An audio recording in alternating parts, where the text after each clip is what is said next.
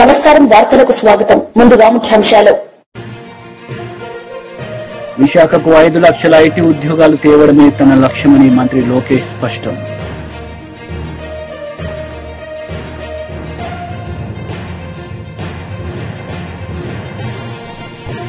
కోసాని Krishna Murali media సమావేశం పలు అంశాలపై వివరణ.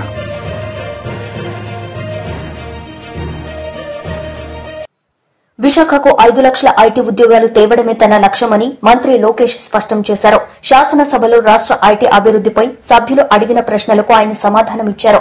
గత ప్రభుత్వంలో ఐటీ మంత్రి కోడిగుడ్డు కథ చెప్పారని లోకేష్ ఎద్దేవా చేశారు. అధికారంలోకి వచ్చిన 5 నెలల్లో టాప్ 100 ఐటీ కంపెనీలతో తాను మాట్లాడానన్నారు. 3 నెలల్లో విశాఖకు టీసీఎస్, 6 నెలల్లో ఇన్ఫోసిస్ కంపెనీలు రాష్ట్రానికి వస్తాయన్నారు. కంపెనీలకు 500 కోట్ల పెండింగ్ ఇన్సెంటివ్స్ త్వరలో విడుదల చేస్తామని తెలిపారు. విశాఖపట్నం అంటే ఆయన ఒప్పుకున్నారు. దానికి ఆల్రెడీ భూములు కూడా మేము ఎత్తుకుతున్నాం. దానిపైన కూడా నేను చాలా క్లియర్ గా 2-3 చెప్పిన తర్వాత దాన్ని కూడా వస్తాను. అధ్యక్ష, పెద్దలు వంశీకృష్ణ గారు అడిగినట్లు అధ్యక్ష, ఇక్కడ ఎకో సిస్టమ్ కూడా ఏర్పాటు చేయాలి. దాంట్లో భాగంగా నేను కూడా ఐటీ కంపెనీలు అందరితో మాట్లాడినప్పుడు ఇన్ఫోసిస్ తో కూడా మాట్లాడాను. వాళ్ళని కూడా ఒక క్యాంపస్ ఏర్పాటు చేస్తే బాగుంటుందని వాళ్ళని కోరాను. వాళ్ళు కూడా ఆల్రెడీ భూములు ఎత్తుకుతాం జరుగుతుంది అధ్యక్ష. ఏదో ఒక బిల్డింగ్ 500-600 కాదు, క్యాంపస్ అనేది అవసరం ఉంది. దానికి వాళ్ళకి భూములు కూడా ఇప్పుడు ఎత్తుకుతాం జరిగింది, మొదలుపెట్టాం అధ్యక్ష. నేను అనుకుంటా మాక్సిమం ఒక 6 months లో కొబ్బరికాయ కొట్టేసి నేను ఆశిస్తున్నాను. దానికి నేను చాలా కష్టపడుతున్నా. మీరు 20,000 ఉద్యోగాలు అడిగారు అధ్యక్ష. 5 సంవత్సరాలు 20,000 ఉద్యోగాలు నా టార్గెట్ కానే కాదు. పెద్దలు అన్నట్టు 5 లక్షల ఉద్యోగాలు ఒక ఐటీ రంగంలో ఆంధ్ర రాష్ట్రంలో క్రియేట్ చేయాలని టార్గెట్ గా నేను పనిచేస్తున్నాను అధ్యక్ష. మనం యుఎస్ కూడా వెళ్ళాను. అనేక డేటా సెంటర్ సంస్థలతో కూడా నేను కలుస్తాను జరిగింది అధ్యక్ష. ఒకసారి చూస్తే 2019 నుంచి 24 వరకు గత ప్రభుత్వం దీనిపైన ఎలాంటి ఫోకస్ పెట్టక డేటా సెంటర్ ఎకో సిస్టమ్ అటుపక్క విశాఖపట్నంలో, క్షమించాలి, అటుపక్క ముంబైలో, ఇంకో పక్కన తమిళనాడులో, అదేవిధంగా తెలంగాణలో వస్తాం జరిగింది అధ్యక్ష. అదే గాని మనం గాని ఆనాడు తీసుకొచ్చిన పాలసీ ముందలు తీసుకెళ్ళి ఉంటే Visakhapatnam data centre capital of the world అయ్యింది అధ్యక్ష. మనం చూస్తే డేటా సెంటర్స్ లో ప్రపంచవ్యాప్తంగా ప్రతి సంవత్సరం $300 బిలియన్, $300 బిలియన్ ఖర్చు పెట్టిపోతున్నారు అధ్యక్ష ప్రతి సంవత్సరం. నా లక్ష్యం $100 బిలియన్ భారతదేశానికి రావాలి. దాంట్లో ఎక్కువ శాతం ఆంధ్ర రాష్ట్రానికి రావాలనేది నా లక్ష్యం అధ్యక్ష. దాంట్లో నేను అందరినీ కలిసాను అధ్యక్ష. అంటే కొన్ని కంపెనీ పేర్లు నేను వెల్లడించలేను, ఎందుకంటే ఎన్డీఏ నేను వాళ్ళతో సైన్ చేశాను కనుక. వాళ్ళతో చర్చించినప్పుడు 2-3 రిక్వెస్ట్లు ఉన్నాయి. ఎస్పెషల్లీ డేటా సెక్యూరిటీ, అదేవిధంగా టాక్సేషన్, డేటా ఎంబసీస్ విషయంలో. విష్ణు కుమార్ రాజు గారు బీజేపీ నుంచి కూడా ఉన్నారు కనుక ఇక్కడ నేను ఆల్రెడీ ఢిల్లీలో ఉన్న పెద్దలతో నేను చర్చిస్తున్నాను సార్. అది పాలసీ, ఒక ఫ్రేమ్వర్క్ అనేది ఏర్పాటు చేయాల్సిన అవసరం ఉంది. తద్వారా పెద్ద ఎత్తున పెట్టుబడులు కేవలం ఆంధ్ర రాష్ట్రంగా భారతదేశానికి వచ్చడానికి అవకాశం ఉంది. అది ఆల్రెడీ మేము చర్చలో ఉన్నాం అధ్యక్ష. వంశకృష్ణ గారు అడిగినట్టు ఒక సోషల్ ఎకో సిస్టమ్ అనేది చాలా చాలా అవసరం అధ్యక్ష. దాంట్లో ఎయిర్పోర్ట్ ఒక భాగం. భోగాపురం ఎయిర్పోర్ట్ విషయంలో చంద్రబాబు నాయుడు గారు ఇప్పటికీ చాలా స్పీడ్ గా పనులన్నీ పరిగెత్తిస్తున్నారు అధ్యక్ష. అంతేకాకుండా భారతదేశంలోనే అతి పెద్ద కన్వెన్షన్ సెంటర్ కూడా ఏర్పాటు చేసే దిశగా మన ప్రభుత్వం పనిచేస్తున్న అధ్యక్ష. అది విశాఖపట్నానికి వస్తుంది అధ్యక్ష. అంతేకాకుండా ఎయిర్పోర్ట్స్, క్షమించాలి, హోటల్స్ కూడా అధ్యక్ష. అది నా డిపార్ట్మెంట్ కాకపోయినా దుర్గేష్ గారి డిపార్ట్మెంట్ అది. కానీ అది ఎకనామిక్ డెవలప్మెంట్ బోర్డు కింద ఈ ఎకో సిస్టమ్ ఏర్పాటు చేయాలంటే పెద్ద ఎత్తున హోటల్స్ రావాలి విశాఖపట్నానికి. వేలాది హోటల్స్ రావాలి అధ్యక్ష. 10 కాదు, వేలాది హోటల్స్ వస్తేనే ఆ ఎకో సిస్టమ్ ఏర్పడుతుంది. దానికి నిన్నే పాలసీ కూడా టూరిజం పాలసీ కింద టూరిజాన్ని ఇండస్ట్రీగా గుర్తించే విధంగా చంద్రబాబు నాయుడు గారి నాయకత్వంలో నిన్న కేబినెట్ కూడా ఆమోదం తెలిపింది అధ్యక్ష. దాంట్లో భాగంగా హోటల్స్ కూడా పెద్ద ఎత్తున విశాఖపట్నానికి తీసుకొస్తాం. కనెక్టివిటీ కూడా ఏర్పాటు చేస్తాం. కన్వెన్షన్ సెంటర్ కూడా తీసుకొస్తాం. ఇది ఒక భాగం. ఇంకొకటి పెద్దలు అన్నట్టు ఐటీలో ఉన్న టాప్ 100 కంపెనీస్, టాప్ 20 కాదు, టాప్ 10 కాదు, టాప్ 100 కంపెనీస్ ఆల్రెడీ నేను ఇనిషియల్ డిస్కషన్ స్టార్ట్ చేస్తాను జరిగింది అధ్యక్ష. నేను అనుకుంటా అది గ్యారంటీగా జయప్రదం అవుతుంది. వాళ్ళందరినీ విశాఖపట్నం తీసుకొచ్చే బాధ్యత నేను తీసుకుంటాను, మొదటిది. రెండోది, ప్రపంచంలో ఉన్న Fortune 500 కంపెనీస్ అన్ని జీసీసీస్ అంటే గ్లోబల్ డెలివరీ సెంటర్స్ కూడా వాళ్ళు ఏర్పాటు చేయాలి ఒక లక్ష్యంగా వాళ్ళు కూడా వర్కౌట్ చేస్తున్నారు. దాని కొత్త పాలసీ తీసుకురావాల్సిన అవసరం ఉంది అధ్యక్ష. అది వచ్చే నెలలో ఆ పాలసీ కూడా మేము తీసుకొస్తాం. ఇంతేకాకుండా రియల్ ఎస్టేట్ డెవలపర్స్ తో కూడా నేను ఇప్పటికీ జూమ్ కాల్స్ పెట్టుకున్నాను, 1-on-1 మీటింగ్స్ కూడా పెట్టాను అధ్యక్ష. పెద్ద ఎత్తున రియల్ ఎస్టేట్ డెవలపర్స్ కూడా తీసుకురావాలి అధ్యక్ష. ఎందుకంటే విశాఖపట్నంలో గ్రేడ్ ఏ ఆఫీస్ స్పేస్ అనేది లేదు అధ్యక్ష. ఈ పెద్ద పెద్ద కంపెనీలు వచ్చినప్పుడు గ్రేడ్ ఏ ఆఫీస్ స్పేస్ రావాలి, వాళ్ళకు ఆ కంపెనీలో పనిచేస్తున్న ఉద్యోగస్తులకి మళ్ళీ హౌసింగ్ సోషల్ ఎకో సిస్టమ్ కూడా కావాల్సిన అవసరం ఉంది. వాళ్ళందరితో కూడా నేను చర్చిస్తాం జరుగుతుంది అధ్యక్ష. త్వరలోనే ఆ అనౌన్స్మెంట్స్ కూడా రాబోతున్నాయని మీ ద్వారా సభకి నేను తెలుపుతున్నా అధ్యక్ష. అంతేకాకుండా డేటా సెంటర్ పాలసీ కూడా దానిపైన ఒక స్టేట్మెంట్ ఉంది అధ్యక్ష. గౌరవ డిప్యూటీ స్పీకర్ గారు టీ బ్రేక్ ఇస్తే టీ బ్రేక్ తర్వాత అది ఉంది, స్టేట్మెంట్ ఉంది, దాంట్లో చాలా డీటెయిల్ గా అది కూడా నేను ఎక్స్ప్లెయిన్ చేస్తాను.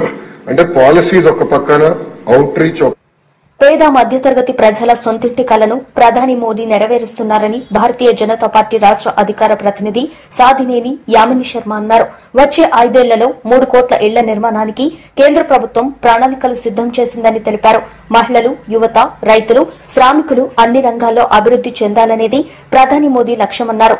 4 లక్షల ఇళ్లని కట్టివ్వడం జరిగింది. ఇల్లు కట్టిస్తే సరిపోతుందా అనంటే కాదు, ఆ ఇంట్లోకి మౌలిక వసతులు కూడా కావాలి. అందుకని సౌభాగ్య పథకం ద్వారా ఉచిత కరెంటు, ఉజ్వల పథకం ద్వారా గ్యాస్, అలాగే పిఎం సూర్యఘర్ ద్వారా సోలార్, స్వచ్ఛ భారత్ ద్వారా మరుగుదొడ్లు, ఇలాంటివన్నీ వసతులను కల్పిస్తూ ఉంది. రాబోయే 5 సంవత్సరాలకు కూడా 5,36,5.36 లక్షల కోట్ల రూపాయలతో మరొక 3 కోట్ల ఇళ్లను నిర్మాణం చేయడానికి అని చెప్పని సంకల్పించుకుంది భారత ప్రభుత్వం. ఆంధ్రప్రదేశ్ విషయానికి వస్తే కనుక పట్టణాల్లో 21.37 లక్షల ఇళ్లని కేటాయించింది. అలాగే గ్రామాల్లో 2.3 లక్షల ఇళ్లను కేటాయించి దానికోసమని 32,000 కోట్ల రూపాయలని కేటాయించింది. ఇప్పటి వరకు పూర్తయిన దాంట్లో 23,800 కోట్లని విడుదల కూడా చేసింది. కానీ గడిచిన 5 సంవత్సరాల్లో మన దురదృష్టం ఏంటంటే అవినీతికి కేర్ ఆఫ్ అడ్రస్, నియంత్రిత పాలనకి కేర్ ఆఫ్ అడ్రస్, ఫ్యాక్షనిజానికి కేర్ ఆఫ్ అడ్రస్, ప్రశ్నిస్తే కేసులు పెట్టి నిర్బంధ పాలన చేసినటువంటి జగన్మోహన్ రెడ్డి గారి పాలనలో పేదలకి, మధ్యతరగతి ప్రజల కోసం అని చెప్పని ఇల్లు కట్టుకుని వారు ఉండడం కోసం అని ఇచ్చినటువంటి నిధులను కూడా దాంట్లో కూడా అవినీతి చేసి వేలాది మంది నిజంగా మహిళల యొక్క శాపనార్థాలను ఎదుర్కొన్నారు. వారు మనం ఎలక్షన్స్ కి ముందు చూసాం, ఎక్కడ పోయినా కూడా ఏ మహిళను కదిలిచ్చినా ఇదే. కేంద్రం ఏమో ఇల్లు కట్టుకోవడానికి నరేగా నిధులు కలిపి 1,80,000 రూపాయలని ఇవ్వడమే కాకుండా 20 సంవత్సరాలు బ్యాంకు రుణం 6.5% వడ్డీతోటి బ్యాంకు రుణాన్ని సదుపాయాన్ని కూడా కల్పించింది. ఒక 2.67 లక్షలు తీసుకోవచ్చు వారు. అంతగా సహకారం మేము అందిస్తుంటే పబ్లిసిటీ పిచ్చి పీక్స్ లో ఉన్నటువంటి జగన్మోహన్ రెడ్డి గారు మనం చూసాం. ఆయన ఆఖరికి అంగన్వాడీలో ప్రభుత్వం ఇచ్చేటటువంటి గుడ్డు, అలాగే పాల ప్యాకెట్ పైన కూడా స్టిక్కర్ వేసుకునేటటువంటి వ్యక్తి. అంత పబ్లిసిటీ పిచ్చి ఉంది. చూసాం భూములు, రైతు ఎవరైతే భూ హక్కుదారులు ఉంటారో వాళ్ళ సొంత పట్టా భూముల పైన కూడా ఆయన రాజముద్ర లాగా ఆయన బొమ్మ వేసుకున్నటువంటి వ్యక్తి. ఈ ప్రధానమంత్రి ఆవాస్ యోజన కూడా వైఎస్ఆర్ అని, ఇది కేంద్ర ప్రభుత్వ పథకం, దానికి వైఎస్ఆర్ అని చెప్పని తగిలించి ఆయన క్రెడిట్ కొట్టేద్దామని చెప్పని చేసిన పనికి కేంద్ర ప్రభుత్వం ఎన్నోసార్లు హెచ్చరించింది. ఇది దేశమంతటా అమలవుతున్నటువంటి కేంద్ర ప్రభుత్వ పథకం, దీనికి కొన్ని నిబంధనలు ఉంటాయి, అది ఏ రాష్ట్రమో మీరకూడదు అని చెప్పినా మళ్ళీ ఆయన సొంత లోగో పెట్టుకుని వైఎస్ఆర్ అని చెప్పని పథకం పేరు మార్చాలని చెప్పని చేసిన ప్రయత్నంతో అప్పట్లో కేంద్ర ప్రభుత్వం 4,000 కోట్లను ఆపేసింది. ఎందుకంటే కేవలం పేరు మార్చిందనే కాదు, ఈ కట్టనిళ్లను కూడా కట్టేశాము అని చెప్పని అబద్ధాలు చెప్పి ఒక రాష్ట్ర ప్రభుత్వం కేంద్ర ప్రభుత్వానికి అబద్ధం చెప్పి రికార్డ్స్ పరంగా చూపించినందుకు, అది కేంద్ర ప్రభుత్వం సర్వేలో అబద్ధం అని తేలినందుకు 4,000 కోట్ల రూపాయలను ఆపాం. అలాంటి పాలన చేసినటువంటి వ్యక్తి, ఎంతో మంది కోట్లాది మంది పేద ప్రజల యొక్క వారి బతుకు పైన కొట్టినటువంటి వ్యక్తి. ఇవన్నీ తలుచుకుంటూ ఉంటే ఈ 8 సంవత్సరాలు పూర్తయిన సందర్భంగా జగన్మోహన్ రెడ్డి గారు 5 సంవత్సరాల పాలనలో జరిగిన అక్రమాలను తలుచుకుంటే ప్రతి ప్రజలకు గుండె రగిలిపోతుంది. ఆయన పాలన ప్రారంభించిన వెంటనే ఇసుకని ధరను పెంచి దొరకనీయకుండా చేసి లక్షలాది మంది భవన నిర్మాణ కార్మికుల పొట్టగొట్టాడు. అలాంటి వ్యక్తి నిన్న మానవతా విలువలను మాట్లాడుతున్నారు. ఇలా కేంద్ర ప్రభుత్వం ఇచ్చేటటువంటి జల్ జీవన్ మిషన్ నిధులు కానివ్వండి, ఇంటింటికి నీరు మిషన్ కానివ్వండి, కట్టే మరుగుదొడ్లు కానీ, వేసే రోడ్లు కానీ, ఇచ్చే ఇల్లులు కానీ, వీటన్నిటిలో కూడా దారి మళ్లింపు చేసి ప్రజల నష్ట కష్టాలు పెట్టి వారి రక్తాన్ని పీల్చుకొని తిన్నటువంటి వ్యక్తి ఈరోజు మానవతా విలువల గురించి మాట్లాడుతున్నారు. ప్రశ్నించిన వారిని వేలాది మందిని నిర్దాక్షిణ్యంగా కేసులు పెట్టి జైళ్లలో పెట్టి ఎంతో మంది మరణానికి కూడా కారణమైనటువంటి వ్యక్తి ఈ రోజున మానవతా విలువలు మాట్లాడుతున్నారు. ఎంత దౌర్భాగ్యం! ఇంతకంటే అసలు దురదృష్టకరమైన మాటలు మనం వినగలుగుతామని అనిపిస్తుంది.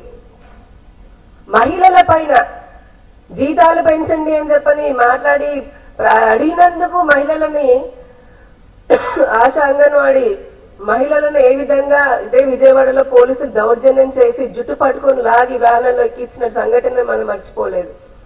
అటువంటి వ్యక్తి మళ్ళీ మానవతా విలువల గురించి మాట్లాడుతున్నారు. కల్తీ మద్యంతో వందలాది మంది ప్రాణాలను తీసుకున్నారు. వేలాది మంది మహిళల యొక్క పుస్తలు తెంపినటువంటి వ్యక్తి ఆయన మాట్లాడుతున్నారు మానవతా విలువల గురించి. ఈ రాష్ట్రాన్ని గంజాయిలో నెంబర్ 1, అలాగే డ్రగ్స్ లో నెంబర్ 1, మద్యంలో నెంబర్ 1, చీప్ లిక్కర్ లో నెంబర్ 1, కరప్షన్ లో నెంబర్ 1. పోసాని కృష్ణమురళి మీడియా సమావేశం నిర్వహించారు. ఈ సందర్భంగా పలు అంశాలపై ఆయన మాట్లాడారు. వాళ్ళకి ఆశ ఏదో ఇద్దరు ముఖ్యమంత్రి చేస్తే మనకి ఇంత ఇస్తాడు కానీ ఇవ్వట్లేదు అని వాళ్ళకు నేనంతే. తల్లి సాక్షిగా నేను ఓటర్లాగా, మరి ఓటర్లే ఇన్నిసార్లు ఇన్ని పార్టీలకి ఓట్లేశారంటే అన్ని పార్టీలు మారినట్టు కాదు ఓటరు. నువ్వు దండం పెట్టి నా కోసం ఓటేయండి, ముఖ్యమంత్రి చేయండి, ఈ వాగ్దానాలు చేస్తా చేయలా, మళ్ళీ కొలకేశారు. నా భావం అదే, నా బాధ అదే, నా నిజం కూడా అదే. అది నేను చేసిన రాజకీయాలు ఇప్పుడు వరకు. అందుకని అడ్డమైన రాజకీయాలు, వాడిని పెట్టాలి, వాడిని కొట్టాలి అలాంటివి నాకు తెలియదు. ఇప్పుడు మనస్సాక్షిగా నేను నా కుటుంబం కోసం, నా బిడ్డల భవిష్యత్తు కోసం, ఎన్నాళ్ళు ఈ రాజకీయాలు మన కోసం, మన సర్వీస్ కోసం అని చెప్పి నేను దూరేసి అన్నీ చేస్తున్నాను తప్పితే నా ఇల్లు నేను పెళ్లి చేసుకొని నా భార్య కోసం, నా బిడ్డ కోసం అట్టనుంటే నా బిడ్డ బీటెక్ చెప్పేవాడు కాదు, ఇంకో బిడ్డ డిగ్రీతో ఆగిపోయేవాడు కాదు. నాకంటే తెలివిగలవాడు నా కొడుకులు ఇద్దరు.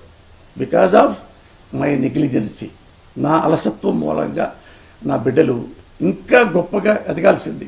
డబ్బులు సంపాదించా కానీ నా కొడుకులు గొప్పతనం నేను సంపాదించలేకపోయా. ఎన్నాళ్ళు ఈ ఆరాటం అప్పుడు అనుకున్నా, ఓకే రాజకీయాలు బాగు చేయడానికి చాలామంది ఉన్నారు, చెడగొట్టడానికి అంతే మంది ఉన్నారు. కాబట్టి ఇక్కడి నుంచి నేను చచ్చిపోయేదాకా నా కుటుంబం కోసమే నేను పాటుపడాలనుకుంటున్నా, నా బిడ్డల కోసం, నా భార్య కోసం. ఇంతే తప్ప నేను ఎవరన్నా తిట్టారనో, ఎవరన్నా కేసులు పెట్టారనో ఐ డోంట్ కేర్. పోసానికి వాడు కొట్టాడు, చంపాడు, వచ్చబోసేవాడా పోసాని కృష్ణమురళి మీకు తెలుసుగా. 40 ఏళ్ళ నుంచి నేను మీకు తెలుసు. నాకు నేనేం చేస్తున్నాను ఈ 2 రోజులు నా కొడుకే నన్ను నాకు బాధేస్తుంది. ఎప్పుడు ఇంత నేను అగ్లీగా నా ముఖం నాకే కనపడుతుంది. పిల్లోడు క్వశ్చన్ చేస్తే 2 రోజుల నుంచి ఇదే క్రైయింగ్ లైక్ ఇది. చాలా చాలా కన్నీళ్ళు ఇప్పుడు పెట్టలేదు కానీ నేను చనిపోయేంతగా ఆ క్వశ్చన్స్కి ఆన్సర్ చేయలేకపోయా. అందుకని ఇక్కడి నుంచి నా బిడ్డల కోసం, నా కుటుంబం కోసమే నా జీవితాన్ని అంకితం చేసుకుంటా. నేను జగన్మోహన్ రెడ్డి గారు, ఐ లవ్ యూ. మీరు నన్నెంతో ఆదరించారు.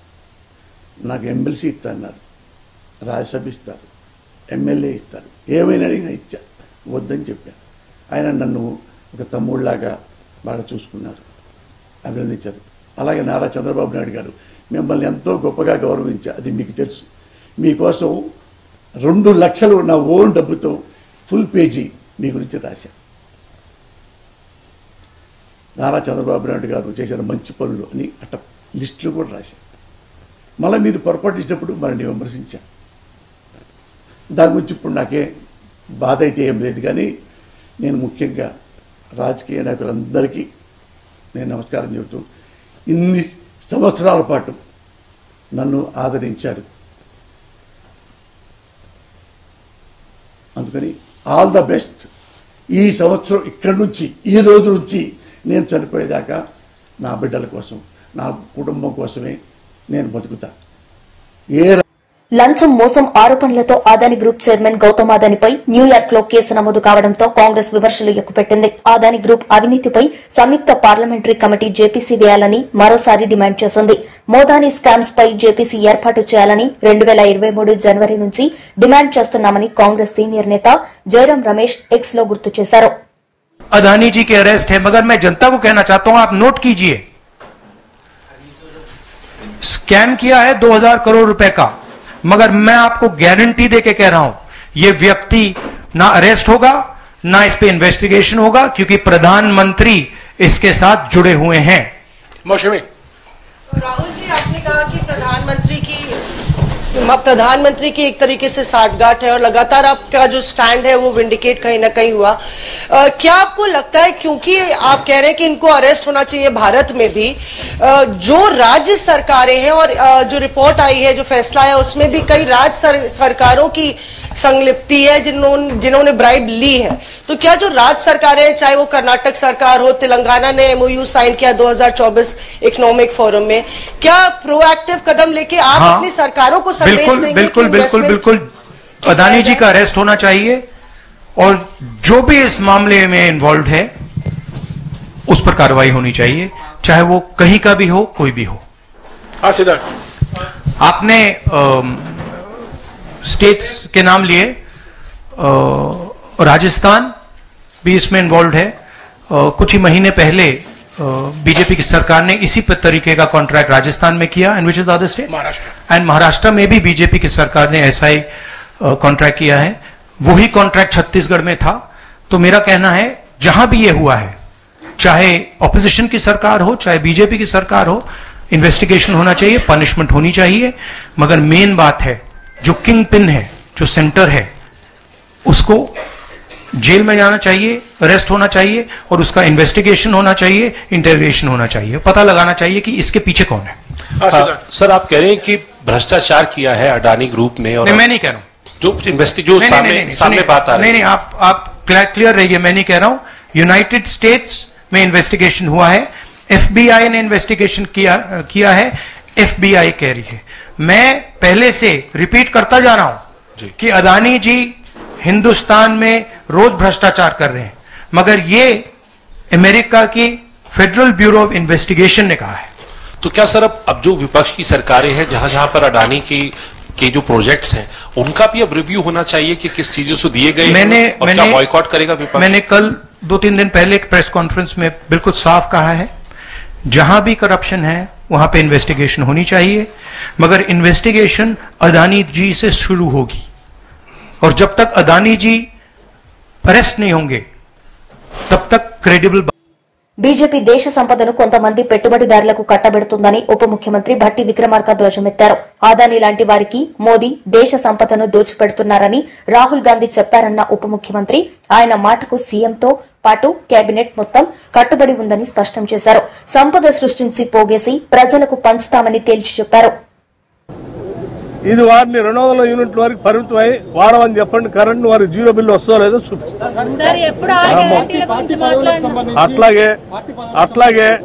అట్లాగే అర్హత కలిగినటువంటి వాళ్ళకు సంబంధించినటువంటి వాళ్ళు గ్యాస్ సిలిండర్ 500కి వస్తుందో లేదో చూసుకోమని చెప్పండి. అనవసరంగా వాళ్ళు చేయలేదు కాబట్టి, ఏదో మేము 3 ఎకరాలు ఇస్తా అన్నాం, 10 ఏళ్ళు మేము ఇయ్యలేదు, ఇంటికో ఉద్యోగం ఇస్తా అన్నాం, ఇయ్యలేదు. అట్లాగే మాలానే కాంగ్రెస్ వాళ్ళు కూడా ఉంటారు, లేదా ఉండాలి అని ఆయన కోరుకుంటే అది ఆయన కర్మ. మేము అట్లా ఉండదలుచుకోలేదు. తప్పనిసరిగా మేము ఇచ్చిన హామీలు అన్నిటే కాకుండా అసలు ఇది ప్రజాప్రభుత్వం, ప్రజల ప్రభుత్వం. ఈ ఆస్తులు, సంస్థలు, వ్యవస్థలు అంతా కూడా ప్రజల కోసమే ఖర్చు పెడతాం.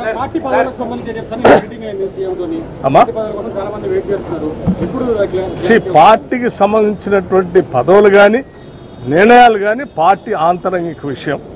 అది రాష్ట్ర కాంగ్రెస్ కమిటీ అధ్యక్షులు వారు, అఖిల భారత కాంగ్రెస్ కమిటీ మా ఇన్ఛార్జి, వాళ్ళందరూ కలిసి నిర్ణయం చేస్తారు. అది వారి ఆదేశాల ప్రకారం నడుస్తాయి. తప్పనిసరిగా ఇప్పటికి 55,000 ఉద్యోగాలు రిక్రూట్మెంట్ సంబంధించి నియామక పత్రాలతో సహా అందించాం.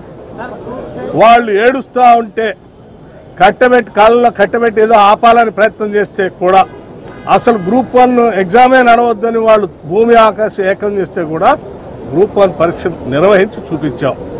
అసలు ఈ రాష్ట్రంలో ఉన్న నిరుద్యోగ యువకుల కోసం ఈ రాష్ట్ర ప్రభుత్వం పనిచేస్తూ ఉంది. సాధ్యమైనంత వరకు అన్ని ఒకదాని తర్వాత ఒకటి చేసుకుంటూ పోతూనే ఉన్నాం. రేపు కూడా చేస్తాం. కొద్ది రోజుల్లోనే మీరు చూస్తారు, కరీంనగర్లో భారీ బహిరంగ సభ జరగబోతా ఉంది. ఆడ కొద్దిమంది రిక్రూట్మెంట్ పత్రాలు ఇస్తారు, ఆ తర్వాత మళ్ళీ రిక్రూట్మెంట్ పత్రాలు ఇస్తున్నాం. అసలు 15 రోజులకో నెలకు ఒకసారి రిక్రూట్మెంట్ పత్రాలు ఇస్తూనే ఉంటాం. అది ఒక జాతరలా జరుగుతుంది. ఆ జాతరలా జరుగుతుంది. హరీష్ రావు గారు కానీ మీరు కానీ ఆ జాతరలో వచ్చి పాల్గొనవచ్చు. 7, 8, 9 తారీఖులో అన్ని జరుగుతాయి. Thank you. వాళ్ళు కూడా వస్తాయి, తొందరగా వస్తారు.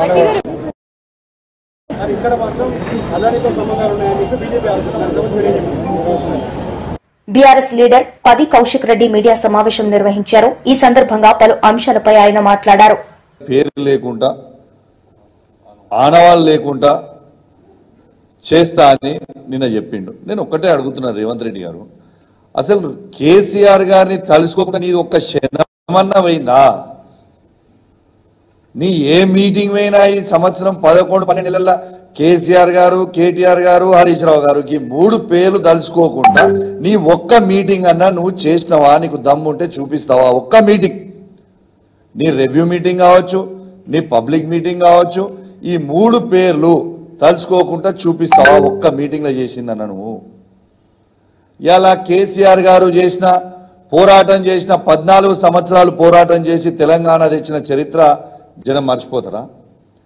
నువ్వు రోజు కూర్చుంటున్న సెక్రటేరియట్ కట్టించిన సెక్రటేరియట్ కేసీఆర్ గారు కట్టించింది కాదా? నువ్వు ఇల్లీగల్గా పిలిచి రోజు సెటిల్మెంట్లు చేస్తున్న police command control room KCR గారు కట్టించింది కాదా? నువ్వు నీ బర్త్డే రోజు కూడా పోయి యాదగిరిగుట్ట టెంపుల్లో దండం పెట్టుకుంది కేసీఆర్ గారు కట్టించింది కాదా? ఇలా రైతులకి ప్రతి 1 కోటి ఎకరాలకి నీళ్ళు ఇచ్చిన కాళేశ్వరం ప్రాజెక్ట్ కేసీఆర్ గారు కట్టించింది కాదా? ఈ 10 జిల్లాలున్న తెలంగాణని 33 జిల్లాలు చేసింది కేసీఆర్ గారు కాదా? ఇలా ప్రతి జిల్లాలో అద్భుతమైన కలెక్టరేట్లు కట్టించింది కేసీఆర్ గారు కాదా? ఇలా రైతు బంధు ఇచ్చింది కేసీఆర్ గారు కాదా? ఇలా 24 గంటల ఫ్రీ కరెంట్ ఇచ్చింది కేసీఆర్ గారు కాదా? ఇలా దురదృష్టవశాత్తు ఎవరైనా రైతు చనిపోతే రైతు బీమా ఇచ్చింది కేసీఆర్ గారు కాదా? ఇలా తాతలకి అవ్వలకి 2,000 రూపాయల పెన్షన్ ఇచ్చింది కేసీఆర్ గారు కాదా? ఇలా ఆడబిడ్డలకి పెళ్లి చేస్తే మేనమామలాగా 1,116 రూపాయలు కళ్యాణ లక్ష్మి ఇచ్చింది కేసీఆర్ గారు కాదా? మళ్ళా వాళ్ళు గర్భిణీ శ్రీ అయి హాస్పిటల్కి వస్తే ఫ్రీగా డెలివరీ చేసి కేసీఆర్ కిట్ ఇచ్చి మగబిడ్డ పుడితే 12,000, ఆడబిడ్డ పుడితే 13,000 ఇచ్చింది కేసీఆర్ గారు కాదా? తాతలకు అవ్వలకి కంటి వెలుగు ప్రోగ్రాం పెట్టి ఫ్రీగా అద్దాలు ఇచ్చి కంటి ఆపరేషన్లు చేయించింది కేసీఆర్ గారు కాదా? మిషన్ కాకతీయ చెరువులు కట్టించింది కేసీఆర్ గారు కాదా? సీఎం చంద్రబాబును రాయలసీమ ద్రోహిగా వైఎస్సార్సీపీ మాజీ ఎమ్మెల్యే గడికోట శ్రీకాంత్ రెడ్డి అభివర్ణించారు. శ్రీభాగ్ ఒప్పందాన్ని తుంగలో తొక్కారంటూ మండిపడ్డారు. గురువారం ఆయన తాడేపల్లిలోని వైఎస్సార్సీపీ కేంద్ర కార్యాలయంలో మీడియా సమావేశంలో మాట్లాడుతూ హైకోర్టు ఏర్పాటును అడ్డుకుని బెంచ్ ని చేస్తాననటం సరికాదన్నారు. ఒక రకంగా ఎంతో ద్రోహం చేశావు నువ్వు. ఆ ప్రాజెక్టులు వద్దు అని చెప్పి ఎన్టీ రామారావు గారు 83లో 84లో శంకుస్థాపన చేశారు, వదిలేశారు, పేరు పెట్టి వదిలేశారు. 95లో ఎన్టీ రామారావు గారిని దగ్గర నుంచి బలవంతంగా నువ్వు అధికారాన్ని లాక్కున్న తర్వాత 2 సార్లు శంకుస్థాపన చేశాడు ఒక టర్మ్లోనే. ఈ ప్రాజెక్టు 40 టీఎంసీలకు కుదరదు, హెచ్ఎన్ఎస్ఎస్ ఇది 5 టీఎంసీలు చేసే చాలు, కేవలం త్రాగునీటి అవసరాలకే చాలు అని చెప్పి జీవో ఇచ్చి ఆ రోజు శంకుస్థాపన చేశావు. మర్చిపోయాడు చంద్రబాబు నాయుడు గారు. పోనీ శంకుస్థాపన చేశాడు, కనీసం కొద్దో గొప్ప పని స్టార్ట్ చేస్తాడంటే హెచ్ఎన్ఎస్ పనే స్టార్ట్ చేయలేదు. అదే రకంగా జిఎన్ఎస్ఎస్ సంబంధించింది కూడా అది గ్రావిటీతో పోయేది. గండికోటను 28 టీఎంసీలకు పెంచాలంటే ఆ ప్రాజెక్టు అవసరం లేదు, దాన్ని చేయాల్సిన పని లేదు. గండికోట అన్నటువంటిది పెన్నా జలాలపైన ఆధారపడింది. అది 2 టీఎంసీలకు 3 టీఎంసీలకు కుదించాలని చెప్పి జీవో ఇచ్చినటువంటి వ్యక్తి. అటువంటి పరిస్థితుల నుంచి ఒకటే టర్ములో రాయలసీమకు సంబంధించి జిఎన్ఎస్ హెచ్ఎన్ఎస్ఎస్ జలయజ్ఞంలో భాగంగా టేకప్ చేసుకొని హెచ్ఎన్ఎస్ఎస్ ను దాదాపుగా పూర్తి స్థాయికి కంప్లీట్ చేసిన వ్యక్తి రాజశేఖర రెడ్డి గారు. ఎన్ని వేల కోట్లు ఖర్చు పెట్టి ఆ ప్రాజెక్ట్ ను యుద్ధ ప్రతిపాదక పైన 5 సంవత్సరాలలో అనంతపురం జిల్లాకు ఈరోజు సస్యశ్యామలమైంది. హార్టికల్చరల్ గా కానీ ఇండస్ట్రియల్ గా కానీ అనంతపురం జిల్లా ఒక ఎడారి కాబోతున్నటువంటి జిల్లాను బ్రహ్మాండమైనటువంటి జిల్లాగా మార్చాడు అంటే అది రాజశేఖర గారి గొప్పతనం అని చెప్పి ఏ పసి బాలు అడిగినా చెప్తారు. అటువంటిది ఆ వాస్తవ విషయాలు చెప్పకుండా తప్పు దోవ పట్టించే ప్రయత్నాలు చేస్తున్నావు. ఆ హెచ్ఎన్ఎస్ఎస్ ని జిఎన్ఎస్ఎస్ ని నేను చేశాను అంటావు. నువ్వు అసలు 95 నుంచి 2004 వరకు ముఖ్యమంత్రిగా ఉన్నప్పుడు కనీసం దాన్ని శంకుస్థాపన చేసినావు కానీ ₹1 కేటాయించలేదు. ఏ రికార్డ్స్ అయినా చూసుకోండి. రాజశేఖర్ గారి పీరియడ్ లో అది కంప్లీట్ అయిన దానివల్ల జీడిపల్లి రిజర్వాయర్ కూడా కంప్లీట్ అయ్యి గొల్లపల్లి రిజర్వాయర్, మార్లో రిజర్వాయర్ ఇవన్నీ కూడా చేసుకుంటూ పోవడం వల్ల ఏదైతే కియా ఫ్యాక్టరీకి ఈరోజు గొల్లపల్లి రిజర్వాయర్ అనుకూలంగా ఉందో అప్పుడు ఆ ప్రాజెక్టు 80% కంప్లీట్ అయినాయి. అక్కడ నీళ్లున్న ఉద్దేశంతోనే కియా ప్రాజెక్టు కూడా రావడం జరిగింది. మరొక పక్కన జిఎన్ఎస్ సంబంధించి అనేక రిజర్వాయర్లు కంప్లీట్ చేసుకుంటూ అవుకు టనల్ దగ్గర నుంచి అన్ని కూడా ఏర్పాటు చేసుకుని గండికోట నుంచి పైడిపాలెం అనేక పులివెందుల ప్రాజెక్టులు ఇట్లాంటివన్నీ కూడా టేకప్ చేసి గండికోటను కూడా 28 టీఎంసీలకు పెంచి ఆ ప్రాజెక్టు కూడా దాదాపుగా కంప్లీట్ చేసిన వ్యక్తి రాజశేఖర్ గారు అయితే 28 టీఎంసీలకు నీళ్లు నిల్వ చేసుకొని ఇక్కడ ఆర్ఆర్ కూడా పే చేయనటువంటి పరిస్థితి చంద్రబాబు నాయుడు గారు. మరి అది కూడా 28 టీఎంసీలు మొట్టమొదటిసారిగా జగన్మోహన్ రెడ్డి గారు ముఖ్యమంత్రి అయినాక అక్కడ స్టోరేజ్ చేయడం జరిగింది. మరి ఇవన్నీ మర్చిపోయి తనే హెచ్ఎన్ఎస్ చేసినా జిఎన్ఎస్ చేసినా అని మాట్లాడుకోవడం ఎంతవరకు సంబంధించిన చంద్రబాబు నాయుడు గారు ఒక్కసారి మీరు ఆలోచన చేయమంటున్నాను. ఏదో వింటున్నారు కదా అని చెప్పి తప్పుదోవ పట్టించే ప్రయత్నాలు చేయడం సమంజసం కాదు. చరిత్ర అందరికీ కూడా తెలుస్తుంది. ముందుగా నువ్వు చేసినటువంటి ద్రోహం మానుకొని రాయలసీమ కర్నూలుకి. వార్తలు ముగించే ముందు ముఖ్యాంశాలు మరోసారి. విశాఖకు 5 లక్షల ఐటీ ఉద్యోగాలు తేవడమే తన లక్ష్యమని మంత్రి లోకేష్ స్పష్టం.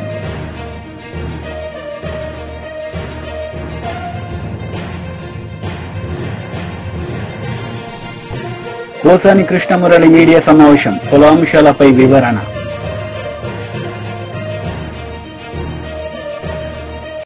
ఈ వార్తలు ఇంతటితో సమాప్తం. తిరిగి ప్రసారమయ్యే వార్తల్లో మళ్లీ కలుద్దాం. అంతవరకు సెలవు. నమస్తే.